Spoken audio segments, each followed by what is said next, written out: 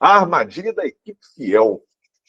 Nessa manhã, essa manhã está um pouco frio aqui, rapaz. Os dedos meio gelados. O Edson e eu vamos falar com você, empresário, que nos ouve, que nos assiste, sobre um assunto que, para muitos, vai ser um assunto polêmico. Porque olha o tema desse podcast Acelera Líderes. A armadilha da equipe fiel. E aí nós vamos refletir nesse podcast sobre o seguinte tema e o assunto. Por que um time de seguidores leais ele impede a sua empresa de crescer? Eu falo que pode ser polêmico para muitos, porque o que todos os empresários querem é justamente a equipe fiel. E aí a gente vai, aprofundar nesse assunto e tentar entender por que essa equipe de pessoas que são fiéis, elas podem atrapalhar o crescimento da sua empresa. Então, esse é o tema do nosso podcast. Bem-vindo você que nos ouve e nos assiste, pelo menos aqui onde eu estou, uma manhã fria. Edson, bem-vindo. Bom dia, Sr. Gleidson. Bom dia, boa tarde, boa noite para quem estiver nos ouvindo em outros momentos aí. A gente procura trazer reflexões aqui, Gleidson, que a gente tem conseguido isso, eu acredito, né? Que são, como você diz, até às vezes um pouco polêmica, mas a gente quer levar quem está nos ouvindo a pensar naquilo que não pensa no dia a dia, né? E eu já vi isso aqui, esse tema nosso acontecer algumas vezes, com essa fidelidade que nem sempre é positiva. E a gente vai extrapolar um pouco esse assunto aqui hoje, falar um pouco disso. Sejam bem-vindos e vamos que vamos. Armadilha da equipe fiel. Empresário, como sempre, eu sugiro que você pegue papel e caneta, porque você vai ter insight, você vai ter ideias aplicáveis para a sua empresa. Eu tenho certeza disso, isso é fato. Se você não tiver com papel e com a caneta na mão, a chance de depois você esquecer é grande. Então, papel e caneta na mão, porque de cara a gente vai aprofundar nisso. E já pensando, Edson, nesse aprofundamento, vamos raciocinar aqui comigo. Ó. Todo empresário, isso já é um fato, todo empresário, ele valoriza, inclusive ele busca uma equipe que seja leal. E aí vem a grande questão que ela não quer calar. Como que essa lealdade, que lá no começo, inclusive ela foi a base, ela foi o pilar para a empresa chegar nesse ponto que está, de repente ela pode se transformar nessa armadilha invisível que impede o crescimento futuro. Como que isso pode acontecer? Olha só, quando a gente fala disso, que a equipe fiel é uma armadilha, a gente não está querendo dizer que você não tem que ter uma equipe fiel, porque aí a gente não estaria sendo polêmico, a gente estaria sendo louco, né? Exato.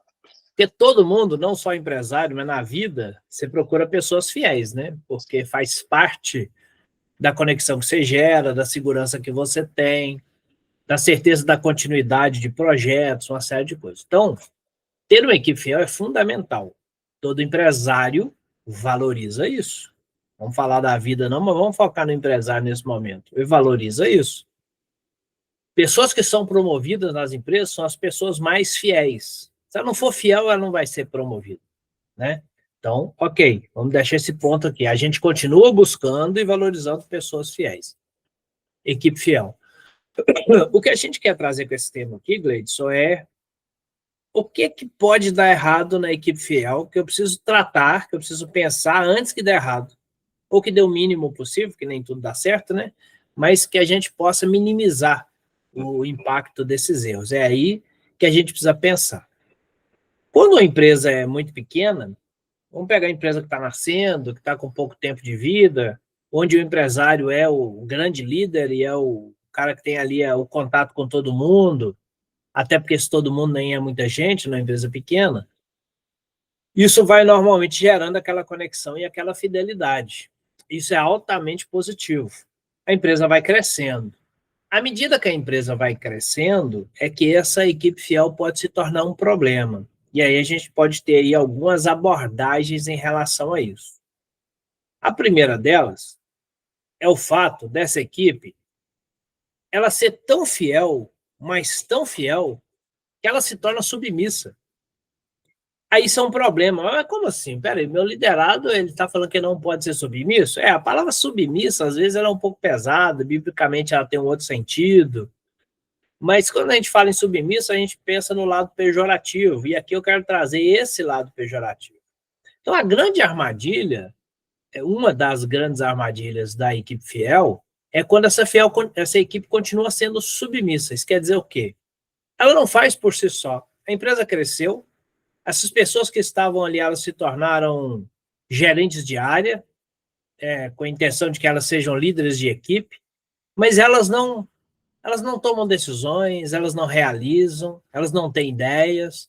Tudo ela espera desse fundador, desse grande líder. Ela é tão fiel, mas tão fiel que ela tem medo de fazer alguma coisa que contrarie, que vá contra aquele pensamento daquele fundador. Então ela espera tudo, toda decisão ela espera que o cara tome. Ela espera que ele vá lá e faça. Aí isso vai criando aquelas pessoas com medo de errar, por fidelidade. Por fidelidade. Cara, os caras aqui é tão bom comigo, como é que eu posso errar? E aí você vai perdendo inovação na empresa, você vai perdendo braço para executar e para tomar decisões. Então, isso é muito crítico. Por um lado, você perde isso aí, e eu já vi outro tipo de lealdade emocional acontecer, que é quando o líder ele está muito próximo das pessoas, então ali se torna quase uma família. Você vê que a maioria das empresas se chama família em nome da empresa, né? A empresa é pequena, depois que ela fica grande, é igual família grande, aí fica cada um para um lado. Mas quando é pequena, é a família X, família empresa. E aí, quando esse líder, esse fundador afasta, fica aquele vazio emocional.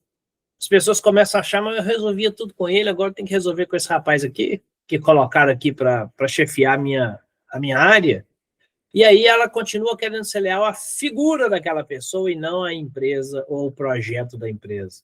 Isso são dois problemas muito graves. Então, tá, Edson, mas e aí, como é que a gente faz? A gente precisa entender desde o começo, a gente precisa ensinar a equipe que ela precisa ser fiel ao projeto. Consequentemente, ela será fiel ao fundador, mas ela terá o projeto como visão do que precisa ser realizado. E aí, Gleides, para que isso aconteça, a gente volta a falar lá de cultura, né?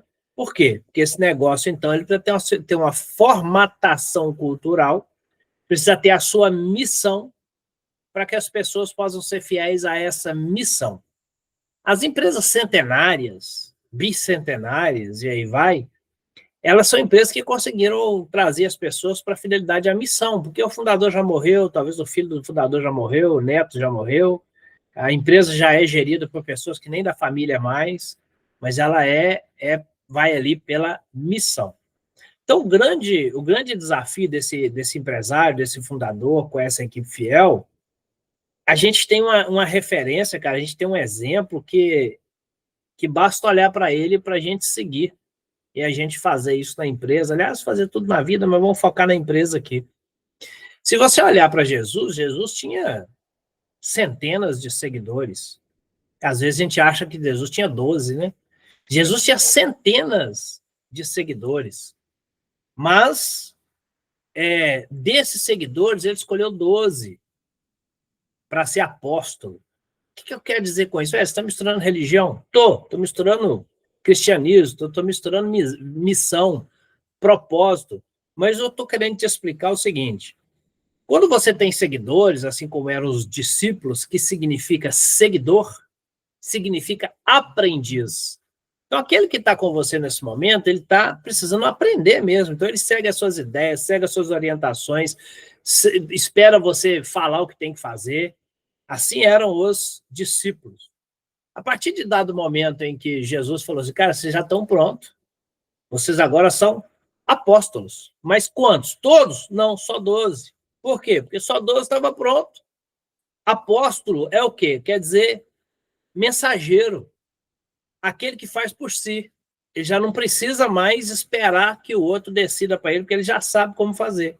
Então, a grande missão é você continua com a equipe fiel, mas não mais fiel, no caso de Jesus, lógico, fiel a ele, na empresa, não mais fiel à figura daquela pessoa, mas fiel à missão. Ela já sabe qual que é a missão, já sabe qual que é o propósito, e agora, meu amigo, ide e levar a palavra para os confins do mundo. Então, Executar a ide e missão, levar a nossa empresa para os executando a confins do missão, já mundo. está executando, já tá provando essa lealdade, a fidelidade pela execução da Exatamente. missão. Então, é isso que... E como que isso acontece? Você precisa... Se a gente pegar a própria história da Bíblia, vamos pegar Pedro como era o cabeça dos 12, cometeu vários erros e foi recebendo feedback, Sim, né? Às vezes uns feedback meio pesado, né? Afasta de mim, exato. Satanás. Mas era um Bacana. feedback, né? Ele foi recebendo feedback para ele ir aprendendo até no momento, falar, cara, agora não, você não só é apóstolo, como você é o líder dos 12, você é o cabeça, né? O que você ligar na terra está ligado e tal.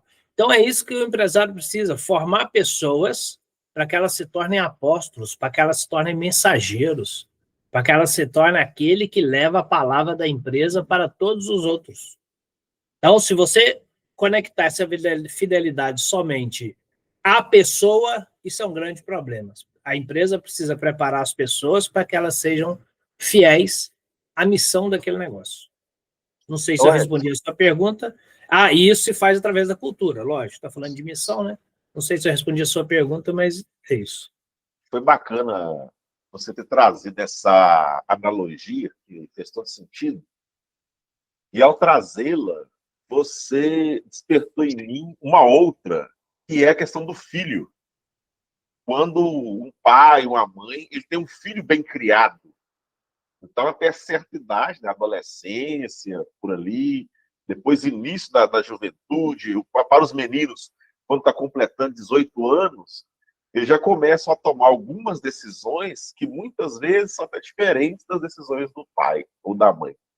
Só que quando o pai ou a mãe ele vê o filho bem encaminhado e tomando algumas decisões já, caminhando com as próprias pernas, gerindo a própria vida, inclusive a parte financeira, trabalho, um dos maiores orgulhos para o pai ou a mãe é ver isso, é ver o filho ou a filha criando essa autonomia, essa independência.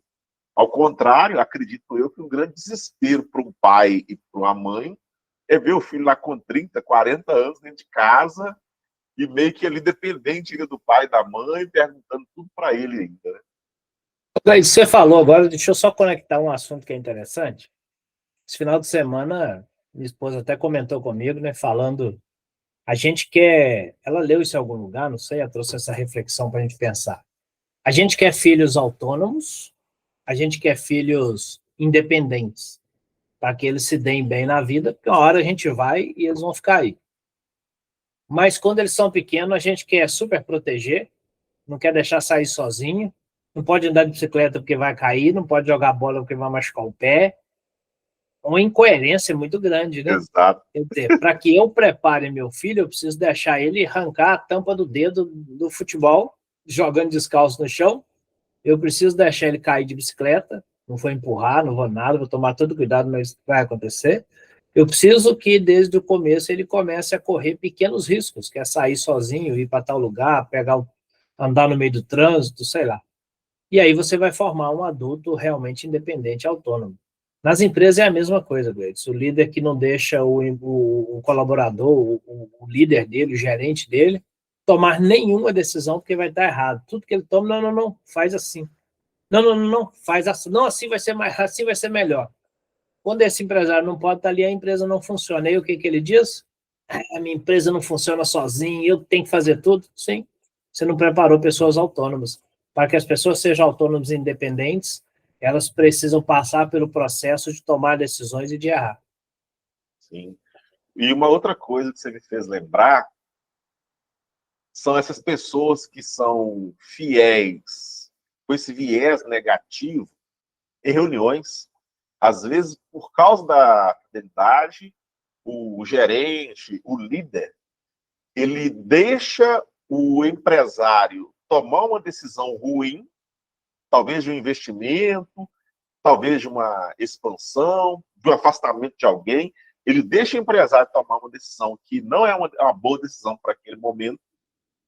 E, inclusive, ele apoia a decisão, sabendo que não é a melhor decisão, porque ele está de frente em relação ao fator gerador, daquela decisão, mas por conta dessa lealdade, talvez até do excesso do respeito, ou confundir o que é respeito daquilo que não é, e ele acaba permitindo que o empresário tome uma decisão ruim, mesmo sabendo que ele fazer o contrário é que seria mais viável naquele momento. E depois se faz, ó, poxa vida, você já sabia que ia dar ruim, por que você não me falou? Ah, rapaz, eu fiquei sem graça, porque tem muito tempo, eu fiquei sem graça porque você é um cara bacana. Então, essa ideia do líder também tem essa coerência de que, em alguns momentos, a opinião dele, mesmo sendo contrária à opinião do empresário, precisa se pensar no todo, precisa pensar no projeto, como você falou, precisa pensar na causa, né? Perfeito. Muito massa. E aí, Edson, você, durante a fala, até já trouxe para quem já está voltado para esse assunto, como nós estamos, alguns sinais que mostram no dia a dia que esse empresário, ele sem perceber, ele está cultivando um time de seguidores, só que esse seguidor com viés negativo. Eu gostaria que você pontuasse, porque, inclusive, uma vez eu ouvi essa expressão, o óbvio precisa ser dito. Pontuasse, porque talvez o óbvio para nós não é o óbvio para quem está nos ouvindo, nos assistindo agora. Que tipo de comportamento que uma equipe pode ter, os líderes, ou até mesmo membros ali da equipe, liderados, que tipo de comportamento que as pessoas dentro da empresa podem ter, e que ao terem esse comportamento, elas revelam essa armadilha que é essa lealdade com esse viés negativo. Que tipo de comportamento? Eu acho que você acabou de citar um aí na sua fala anterior, que é a concordância com tudo. E você deu um exemplo claríssimo que a gente vê o tempo todo em reuniões, aquelas pessoas com... Sabe aquela tartaruguinha que a pessoa põe ali na frente do carro, não sei nem como é que chama aquela parte, ela fica balançando a cabeça assim? Tem gente que você vai ver em reuniões, cara, enquanto está tendo uma reunião ali que teoricamente seria para tomar uma decisão, para debater uma decisão, Exato. E o líder está trazendo as informações e a tartaruguinha está assim. Ó. Só concordo, só concordo, só concordo. É o que você falou. Ela pode até ter uma opinião diferente, ou às vezes nem tem, ela nem conseguiu parar para pensar. Mas ela só fica em silêncio ali, concorda, fica em silêncio, concorda, fica pronto. Então ela só vai para a reunião para ir. Isso é um sinal de que você está cultivando seguidores bitolados. Até uma certa apatia da apáticos, a palavra melhor é essa. Não faz uma pergunta. É aquele seguidor do influencer, que se o influencer tomar água num copo como esse, ele compra esse copo na hora. Se o influencer tem uma garrafa dessa, ele compra essa garrafa na hora. Você já viu antigamente, eu não sei se hoje é muito assim, porque eu diminuí muito a quantidade de TV que eu assisto, mas antigamente aparecia na novela lá a pessoa usando um colar, meu amigo, as lojas enchiam daquele colar porque ia vender como água. Esse é o seguidor apático, é o seguidor que não pensa. Ele só aceita o que está ali. Então, esse exemplo que você trouxe da reunião, ela é muito clássica. E existe para todo lado. Aquele que não tem coragem de levantar e falar, ó, eu pensei sobre isso e eu acredito que. Sim. Né? Ou mesmo que ele concorde, eu até concordo com isso aí, mas eu queria acrescentar tal coisa. Ou seja, esse que faz isso que eu falei, esse é o... Vou voltar aqui, esse é o apóstolo, né? Esse é o que leva a mensagem, esse é o que contribui. Sim. Agora, o outro não, o outro só aceita. Então, esse é um sinal claro, tá? O silêncio na reunião, a concordância, 100%. Não é que eu não posso concordar, eu posso entrar na reunião e concordar com tudo que a pessoa falou e sair, mas toda reunião é assim, será que eu nunca tenho uma ideia? Então, esse é um caso clássico. O segundo comportamento, Gleides, que também é muito prejudicial, eu acho que eu até falei na minha fala anterior também, que é muito prejudicial e que não necessariamente ele vem do primeiro que eu falei, mas quando tem o primeiro, tem o segundo, que é a falta de coragem para arriscar. Arriscar pode dar prejuízo. Não estou falando de riscos malucos, cara. Eu estou falando de fazer uma coisa ali um pouco diferente, um negócio que eu acredito. Cara, eu só acho que assim vai dar certo. Então eu vou ali e vou aplicar daquele jeito. Funcionou, maravilha, vou manter. Não funcionou, vou corrigir. Então, essa pessoa que concorda o tempo todo, ela não faz isso. Ela só segue. Ela é um seguidor fiel, problemático, que dá ruim. Agora, de repente a pessoa não é silencioso na reunião, não é tão silencioso, não fica com a cabeça de tartaruguinha, mas mesmo assim ela não tem coragem de arriscar. Ela não tem coragem de testar uma nova abordagem para ver se deu certo, seja na área de venda, seja na liderança, seja num projeto X. Então ela só fica ali, o que é para fazer? É isso, vai lá e faz. O que é para fazer? É isso, vai lá e faz. Isso é um outro problema, porque a empresa não evolui, a empresa não inova, a empresa não cria pessoas que fazem por si só, né?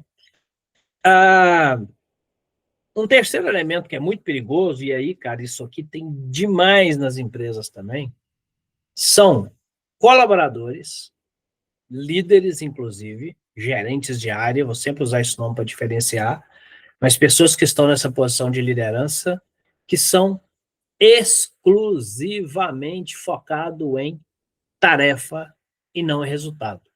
E a gente já falou isso aqui em outros podcasts, que a gente falou sobre comprometimento, que é fundamental para qualquer liderança funcionar bem, é aquele que é focado muito na tarefa e não no resultado. Porque é mais fácil.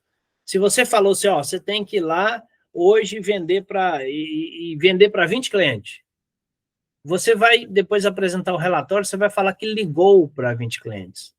Você não vai falar que chegou perto da meta de venda X, que é o resultado importante. Você não olha para o resultado e não trabalha em prol do resultado. Você trabalha em prol de cumprir tarefa. Por quê? Porque se o cara ver que eu estou ligando aqui o dia inteiro, ele vai ver que eu estou trabalhando. Mas adianta você ligar o dia inteiro e não vender? Porque a abordagem está errada, porque o cliente, tipo de cliente que está ligando está errado, porque você não sabe contornar uma objeção. Quando você está focado na tarefa, você executa. Só executa. Não, eu estou fazendo.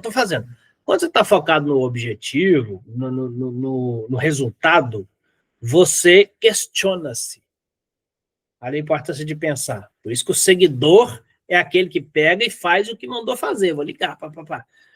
O líder, aquele que não é o seguidor ruim, aquele que não é o fiel na pessoa, mas sim no projeto, ele vai questionar, porque ele vai olhar, cara, estou ligando, mas não está dando nada. O que está acontecendo? Onde está o erro aqui? Estou ligando para as pessoas erradas, estou ligando na hora errada, eu não estou conseguindo contornar a objeção, as pessoas estão dizendo não, eu estou desistindo, está faltando resiliência. Ela vai questionar e ela vai chegar em algum lugar. Então, cara, assim, para a gente elencar 3 aqui de forma rápida, eu acho que é isso. É o silêncio, a falta de inovação, que é a falta de coragem e as pessoas não pensarem no resultado. E isso é um problema, Gleides, tanto para essa equipe fiel quanto para o líder. Porque muitas vezes também o líder não demanda para a sua equipe o foco no resultado. Se você perguntar para o empresário, todo empresário vai te falar assim, cara, eu quero foco no resultado, quero pessoas com foco no resultado, porque nós temos que ter resultado. Quando ele senta com alguém, para analisar algo para fazer, ele não fala de resultado. Ele não fala assim, eu preciso que você vá lá e crie um planejamento para que a gente possa alcançar, nesse primeiro mês, 30% da nossa meta anual. Seja de venda, seja de eficiência operacional, seja de inovação, de novos produtos, não importa. Ele não fala isso. Ele fala assim, então tá, vai lá e faz isso. Quando o cara vai voltar, ele vai falar o quê? Eu fiz o que você pediu para fazer. Sim. Mas chegou perto do resultado? Não. Mas nem sabia. Eu fiz o que você falou para fazer. Ué. Exato. Entende que quando você não foca no resultado, você não põe a pessoa para pensar, ela só executa. Agora, diferente olha, eu preciso chegar nesse número aqui. Esse mês eu preciso ter 3 produtos novos para a gente vender na festa que vai ter do período tal lá, na data comemorativa tal.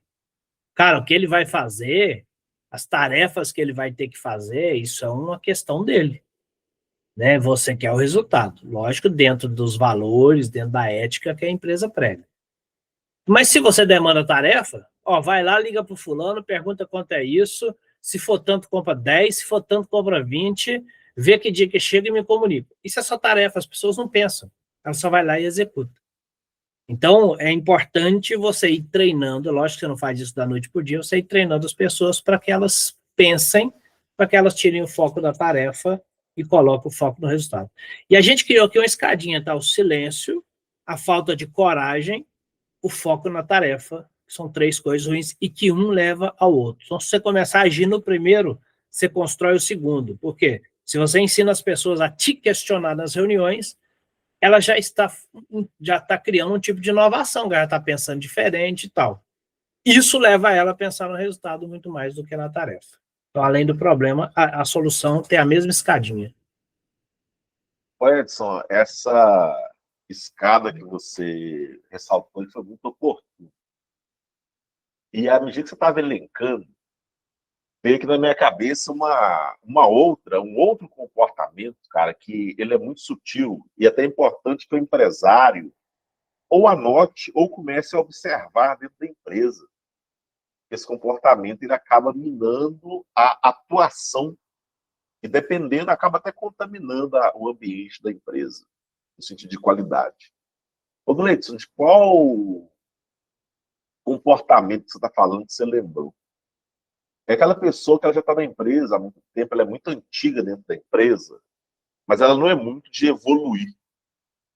E ela vira para o líder, muitas das vezes, quando ele não é, e quando ele é o líder é até pior, ele vira para o colega e fala assim, você está fazendo isso desse jeito? Não faz desse jeito não, que o patrão não gosta não. O patrão não gosta que faz assim. Só que muitas das vezes o empresário ele já evoluiu porque ele fez viagens, participou de treinamentos, ele participa aqui do nosso podcast, Acelera Líderes. O cara já abriu a cabeça, rapaz, ele já está há anos-luz à frente da equipe, à frente dos líderes.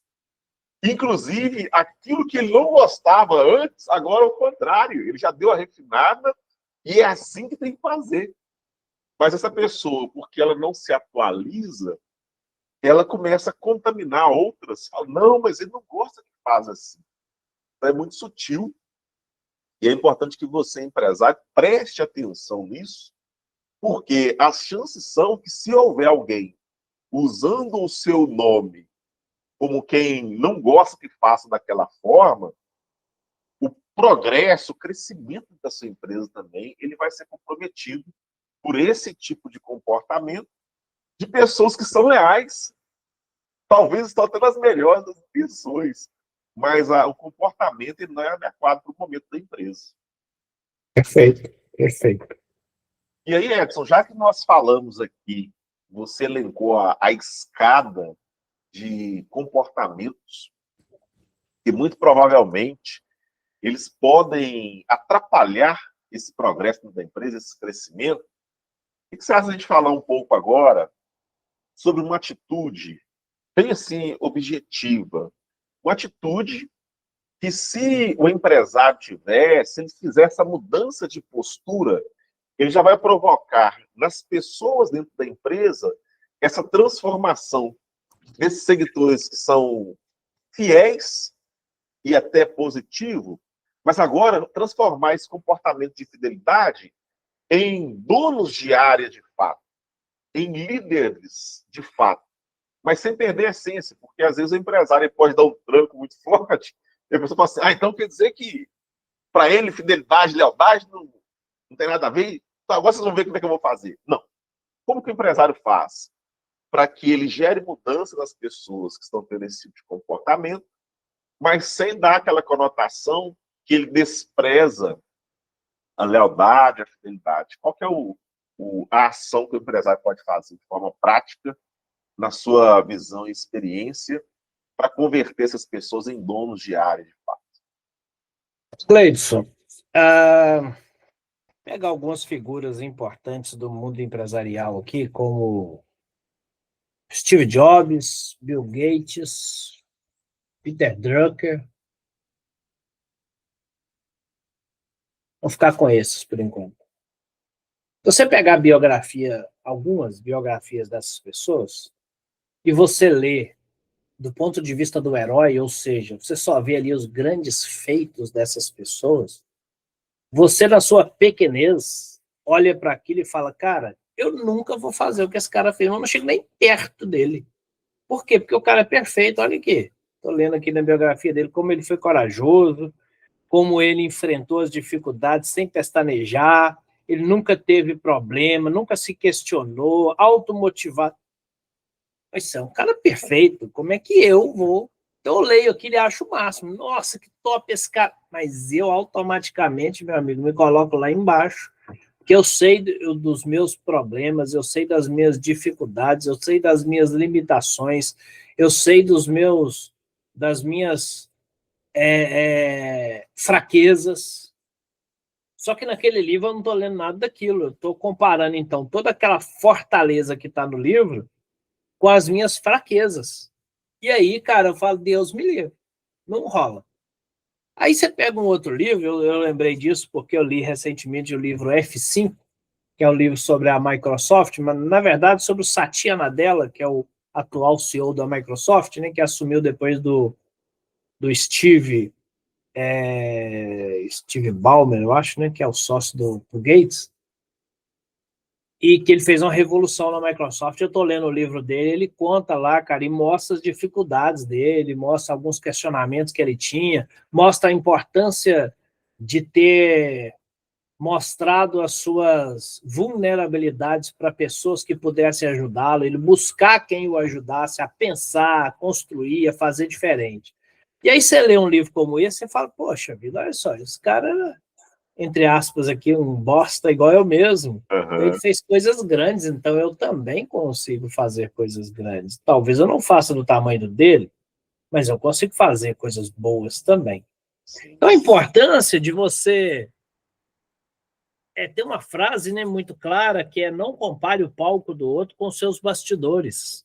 Porque seus bastidores estão as suas fraquezas. O palco do outro só tem sucesso.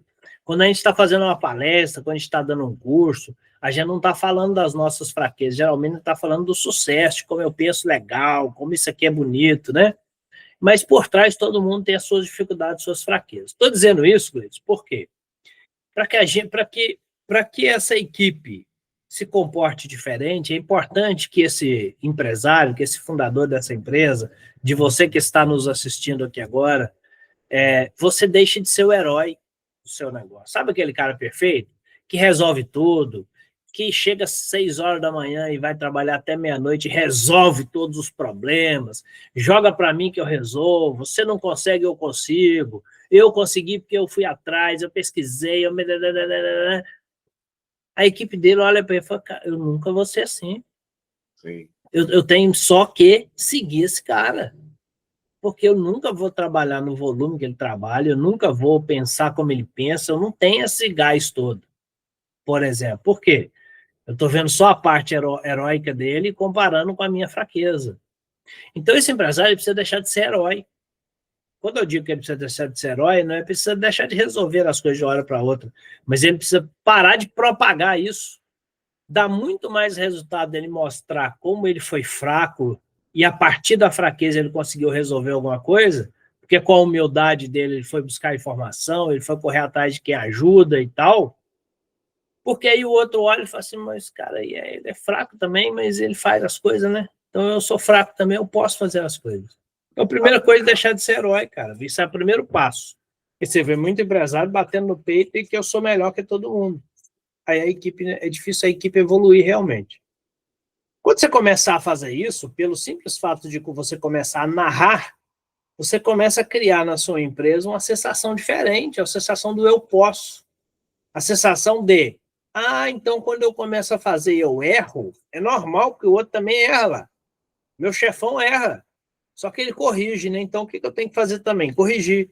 Como que ele corrige? Muitas vezes ele corre atrás de outras pessoas e fala, me ajuda. Então, o que eu vou fazer? Eu vou correr atrás de outras pessoas, talvez dele mesmo, para falar, me ajuda. Então, você vai criando essa cultura, você vai criando esse ambiente dentro da empresa. Isso abre espaço para o aprendizado. Então, esse empresário que deixa de ser herói, ele quer dizer o seguinte, tem um problema para resolver, para de abraçar tudo e querer resolver, Pede às pessoas para que resolvam. Então, aquela pessoa que chega para você toda hora e fala, ô, fulano, estou com um problema, me ajuda a resolver aqui. Ao invés de dar solução, comece a dar caminhos do tipo, mas, diante do que você sabe, como é que resolve isso? Coloque as pessoas para pensar, porque as pessoas, quando levam o problema para você, ela não quer pensar. Você resolve, ela executa. Olha, foco na tarefa. Eu levo o problema, você me dá o que fazer, eu vou lá e faço e pronto. É foco na tarefa, senão gera aprendizado. Põe as pessoas para pensar, então comece a perguntá-las. Diante do conhecimento que você tem, o que você acha que é o certo fazer nesse caso? Vai parar e falar, agora eu tenho que pensar? Agora você tem que pensar. Ensina ela a pensar. Espera, porque às vezes também você faz a pergunta, a pessoa arregala o olho assim e começa a pensar, e você dá a resposta, você não aguenta esperar. Ou então você fala assim, ô, acorda, meu filho, você não sabe a resposta. Você é burro, rapaz. Pergunte, cara, e espere. Talvez o pensar, para quem não está acostumado, demora muito mais. Então, pergunte e espere. E aí você vai criando aquelas pessoas que começam a pensar. E começa com coisas pequenas, não precisa ser muito grande. À medida que você vai vendo que ela está aprendendo, por quê? Ou ela te deu a solução, ou ela falou não sei, ou ela te deu a resposta errada. Nos 3 casos é bom. Se ela te deu a solução, você fala, esse sabe. Se ela te deu a resposta errada, você fala, meu jovem, senta aqui que você precisa aprender uma coisa.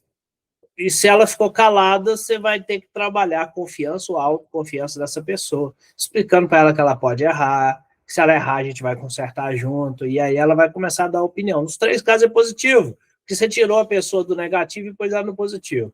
Ou você pegou ela no positivo com a resposta certa e potencializou ela, certo? Então, em todos esses casos é positivo. E você vai criando esse ambiente, essa pessoa vai fazendo isso para frente. Quando você está conquistando mais confiança, você começa a realmente delegar coisas. O que é delegar? Cara, agora você já pode resolver isso, vai lá e resolve. Você já pode fazer isso, vai lá e faz, que eu já confio no que você está fazendo. Então, olha só como que você está criando uma equipe fiel ainda, só que agora não mais fiel a você, e sim fiel à missão da sua empresa, porque ela já aprendeu a pensar como a empresa tem que pensar.